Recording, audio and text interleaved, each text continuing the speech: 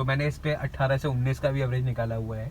पर और अगर आप एक्सप्रेस वेज पे लेके जाते हो तो वही एवरेज करीब 17 के आसपास का आ जाता है, या फिर कभी कभी 16.5 भी आ जाता है। Depends on speed depends upon speed and how much luggage you are carrying, how many people are travelling inside your car, वो उस पे मैटर करता है बेसिकली।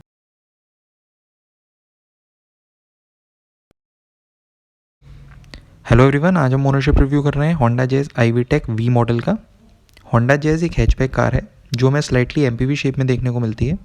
इसी वजह से जैज़ अपने सेगमेंट में सबसे ज़्यादा केबिन स्पेस ऑफर करती है।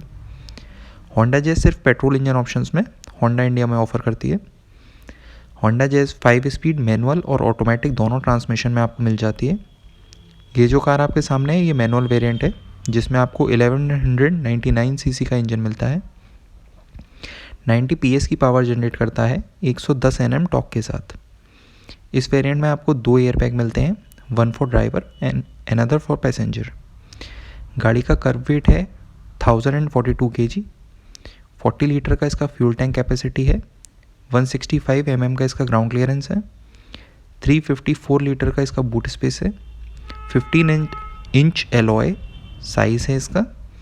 इस पर्टिकुलर मॉडल की अगर बात करें तो इसमें आपको फ्रंट में डिस्क और रियर में ड्रम ब्रेक्स मिलते हैं।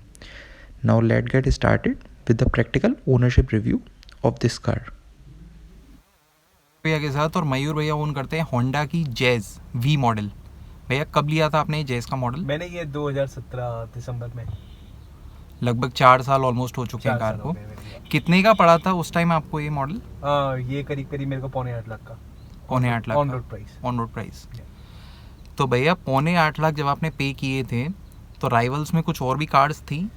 उस एक्चुअली में पर्टिकुलरली इसमें कोई ऐसी गाड़ी नहीं थी क्योंकि ये बीच का सेगमेंट है। क्योंकि आप ऊपर सेगमेंट में जाते हो तो आपको इको स्पोर्ट मिलता है करीब 1.5-2 लाख ऊपर लगा के। ओके। और उस समय जब मैं रिसर्च कर रहा था तो मारुति की कुछ गाड़ियां थी न कि, लेकिन I was not that interest. शायद बलिनो मेरे हिसाब से अगर इस सेगमेंट में अगर आप कंसिडर करोगे तब आएगी।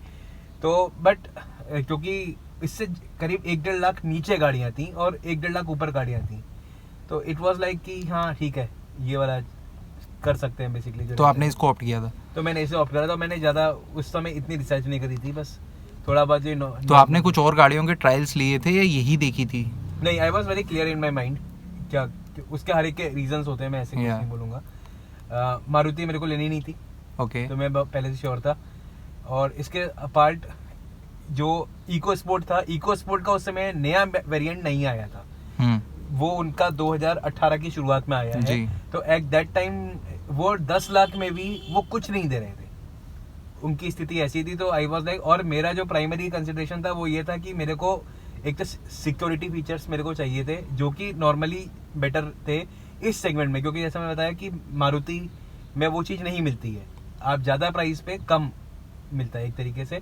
सेकेंडली हुंडई की मेरे को कुछ गाड़ी अभी याद नहीं आ रही है, मैंने देखी थी बट समवेयर आई वाज, पर उसकी रिक्वायरमेंट कुछ और थी। मैं कि जैसे उनका हाँ जैसे बूट स्पेस मेरे को यहाँ पे बहुत अच्छा मिला था जैज़ में। That was one of the point जो मैंने कंसीडर करा था। और मेरे साथ ये था क्योंकि भाई जब मैं दिल्ली में रहता हूँ तो वहाँ पे पार्किंग का बहुत इशू रहता है। तो बड़ी गाड़ी हम जा नहीं सकते, छोटी गाड़ी उस समय लेना नहीं था, तो ये बीच का कुछ बन रहा था। और ट्रैवलिंग के लिए भाई लोकल 250-300 किलोमीटर का ट्रैवलिंग अगर आपको करना है तो जैज़ वो द परफेक्ट कार आपके लिए। तो बेटर लग रहा है, I found it better option. कि ओनरशिप पीरियड में आपकी कार कितना रन कर चुकी है अभी तक? मैंने करीब 38,000 किलोमीटर रन करी है, जिसमें रफली मान लो करीब 1.5 साल तो कोरोना में ही निकल गए थे, उसमें कुछ हुआ ही नहीं एक तरीके से। 38,000 के आसपास अप्रोक्सीमेटली। 38,000। और 38,000 में सर्विसिंग में क्या खर्चा आ जाता है? सर्विसेज एज इट इज कुछ ज़्यादा नहीं होता, वो नॉर्मली 3,500-4 हज़ार के आसपास की जो अपनी सर्विस होती है। पेट्रोल इंजन है जो, हाँ पेट्रोल इंजन है मेरा, हाँ मॉडल है। तो जो नॉर्मली 3,500-4 हज़ार की जो नॉर्मल सर्विस होती है, सर्विस उसमें कोई ज़्यादा प्रॉब्लम नहीं है। सर्विसेज होंडा से ही रहती हैं आपकी? मैं होंडा से ही कराता हूँ, जो उनका जो ऑथराइज सर्विस सेंटर है। ठीक है। And after sale services Honda की अगर बात करें तो I really didn't find any issue. मेरे को कोई प्रॉब्लम नहीं हुई। अब मैं कि टचवुड अभी तक कैसा रहता है, क्योंकि जब भी मेरे को सर्विस चाहिए, मैं कि जब भी मैंने दिया, मैं कि मेरे को कभी मैं ऐसा बोलूँ कि of course if I am paying तो मैं सर्विस एक्सपेक्ट करता हूँ, लेकिन मेरे को वैल्यू फॉर मनी मिला है। वैल्यू फॉर मनी मिला है, ये चीज़ जो रहता है। आपने भैया का रन किया हुआ है कार को, एक स्ट्रेच की अगर बात करें गाड़ी को आपने मैक्सिमम रन कितना किया है? मेरा जो अब तक का लॉन्गेस्ट जर्नी है गाड़ी पे, तो वो करीब 2000 किलोमीटर से ऊपर का है, जो मेरा सिंगल जर्नी था। मैं दिल्ली से उदयपुर गया था, तो मैं कि घूमते फिरते गया था, तो ऑलमोस्ट लाइक 2200 किलोमीटर का मेरा जर्नी था। एक ही ट्रिप आपका? एक ही ट्रिप था मेरा, वो चीज़ जो रहता है, जिसमें ऑफ कोर्स जो मैं ब्रेक्स लेता हूँ वो 400 किलोमीटर पे लेता हूँ करीब जो रहता है। तो भैया 2000 किलोमीटर का जो जर्नी था आपका, उसकी अगर ड्राइविंग कंफर्ट की बात करें, हैंडलिंग और उस हिसाब से जैज़ की, आपको जैज़ कैसी लगी? देखो क्या कहते हैं, अगर आप गर्मियों में जाओगे तो गर्मियों में आप देखो कि ये गाड़ी ओपन ज़्यादा है, लेकिन नॉर्मली आप किसी और गाड़ी से भी अगर कंपेयर करोगे तो ये ओपन ज़्यादा है।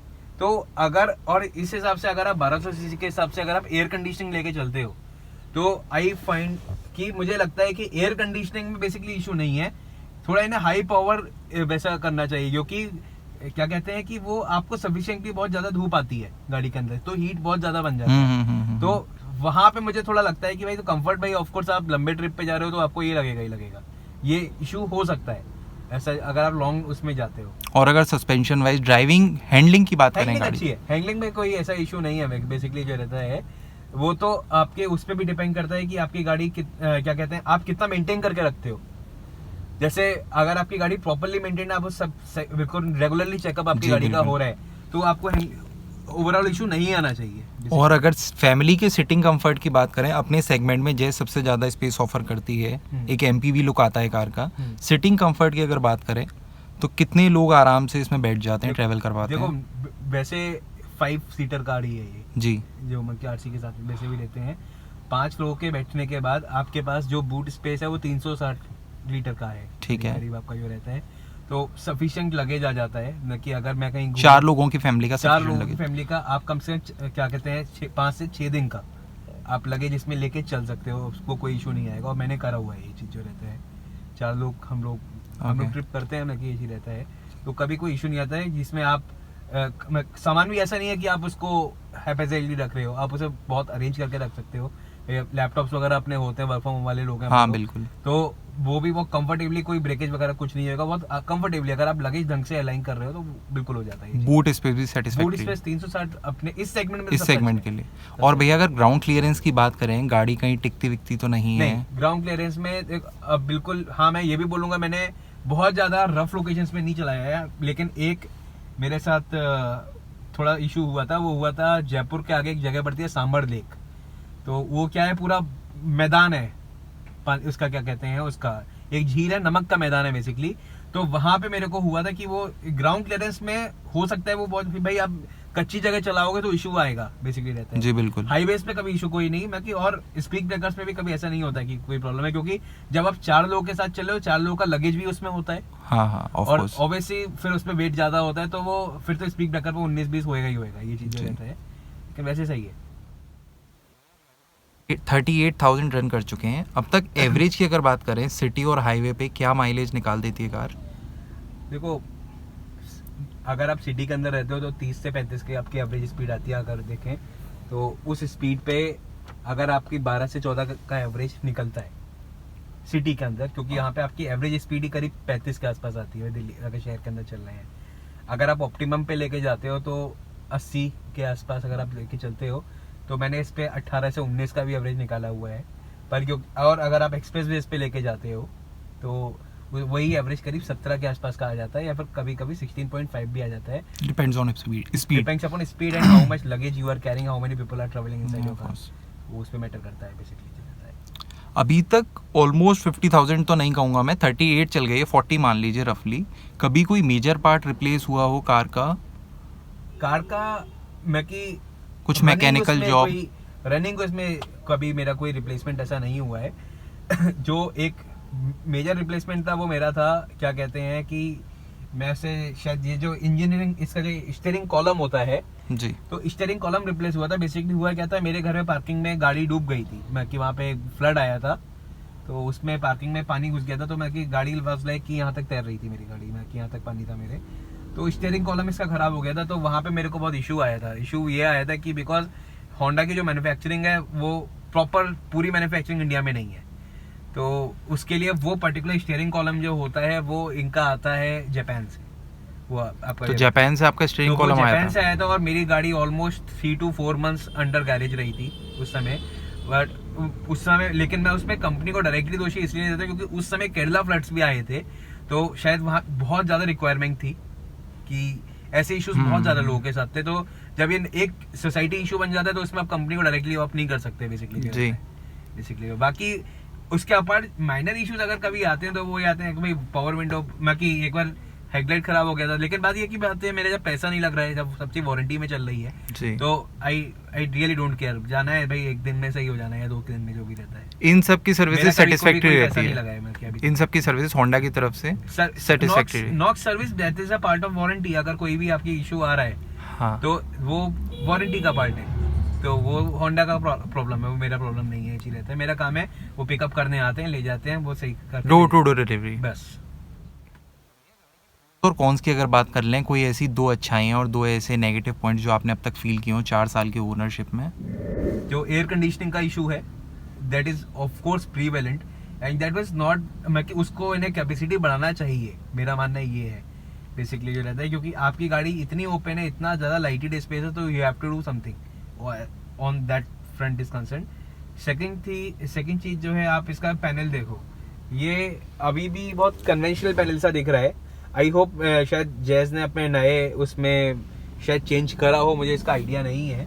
पर जब मैंने जिस समय लिया था उस समय मैं कि जो एक आप कहते हैं ना, एक प्रॉब्लम ये थी, not problem but of course आप नई चीज लेते हो तो आपको नई चीज चाहिए ही चाहिए होती है बेसिकली जो रहता है। जैसे टच स्क्रीन नहीं है, वो नहीं है, तो that was as far as concern. बाकी कभी कभी जैसे आप जैसे समर्स वगैरह में होता है तो ऑफ कोर्स ये रबड़ का है तो आपको आती है, अगर आपकी गाड़ी धूप में खड़ी हुई हो तो एक स्मेल आता ही आता है, ये चीज जो रहता है। ये और गाड़ियों में भी आता होगा होपफुली, लेकिन इसमें है, आपने फील किया है? मैंने फील करा है ये चीज जो रहता है। अब प्रोज की अगर बात करें तो भाई आपको एक चाहिए होता है, अगर आप 100 रुपए दे रहे हो तो आपको उतने रुपए का वैल्यू चाहिए होता है कम से कम, ये चीज रहता है।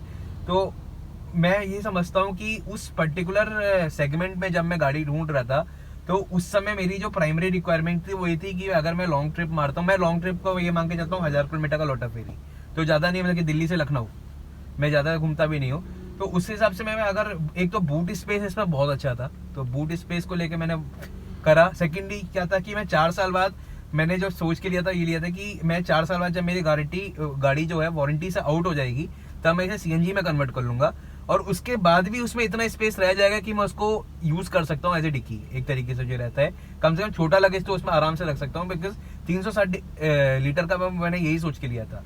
तो that was one of the pro which you can say actually. बाकी गाड़ी अच्छी, हैंडलिंग अच्छी है, और आपको क्या चाहिए। बाकी छोटी गाड़ी, आप इसे छोटी गाड़ी मैं समझता हूँ इसको जो रहता है। जी बिल्कुल, इसका शेप एमपीवी वाला है पर गाड़ी हैचबैक में गाड़ी हैचबैक की है बेसिकली। जी, वैल्यू फॉर मनी आपको कितना लगता है? I think 8 out of 10 will be fine, अगर अपन लोग रेडी करेंगे तो। ओके, थैंक यू भैया अपना टाइम देने के लिए।